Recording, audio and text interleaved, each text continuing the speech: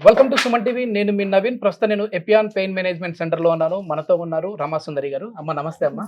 అమ్మ వయసు ఎంత అమ్మా? 66 అండి. 66 సంవత్సరాలు. ఓకే. ఈ ఎపియాన్ పెయిన్ మేనేజ్మెంట్ కి వస్తే మోకాళ్ళు నొప్పులు తగ్గుతాయని చెప్పేసి మీకు ఎట్లా తెలిసిందమ్మా? సండే ఇష్యూ బుక్ లో చూసాను, ప్రతి సండే వస్తుంది. ఓకే. అడ్వర్టైజ్మెంట్ కూడా వస్తుంది యూట్యూబ్ లో, అవి కూడా చూసాము. వాళ్ళ బ్రదర్ కూడా వచ్చి చేయించుకున్నారు, మా వారి బ్రదర్ కూడా.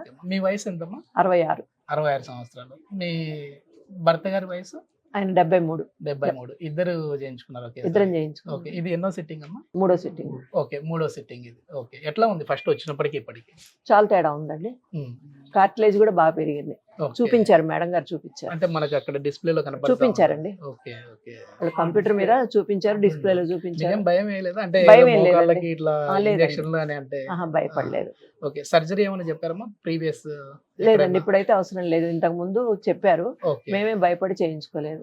Okay okay. మళ్ళీ ఎన్ని సంవత్సరాల నుంచి మోకాళ్ళ నొప్పులు? 10 years అయిందండి. 10 years నుంచి. అంటే ఇప్పుడు మీకు 66 అంటే 56 నుంచి ఉన్నాయి. 56 నుంచి ఉన్నాయి. మరి అంత ఏజ్ నుంచి ఉన్నప్పుడు మరి మీకు సర్జరీ చెప్పి ఉంటారు కదా?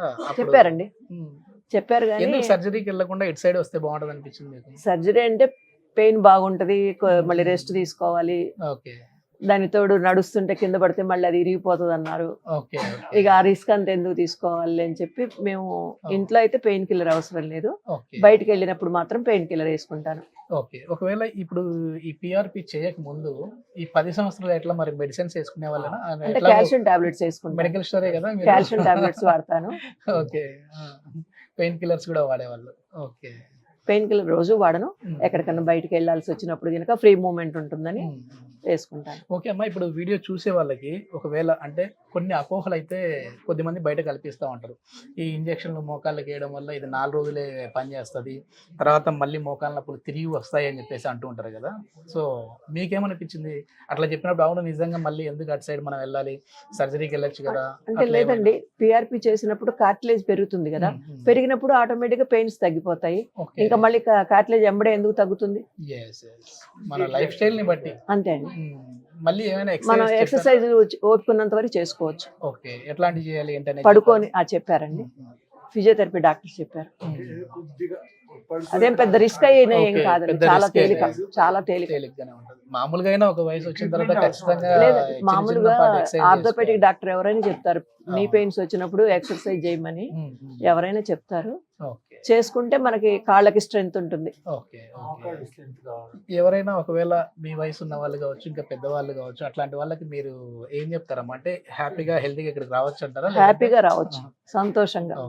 డాక్టర్ మినాల్ చంద్ర గారు కూడా మంచిగా చూస్తున్నారు. మంచి చాలా బాగుందండి, మెయింటెనెన్స్ బాగుంది, అందరు కోఆపరేషన్ బాగుంది. డాక్టర్ గారు కూడా చాలా మంచిగా మాట్లాడి మంచిగా. హోమ్ మేకరేనా లేదంటే ఏమన్నా మళ్ళీ?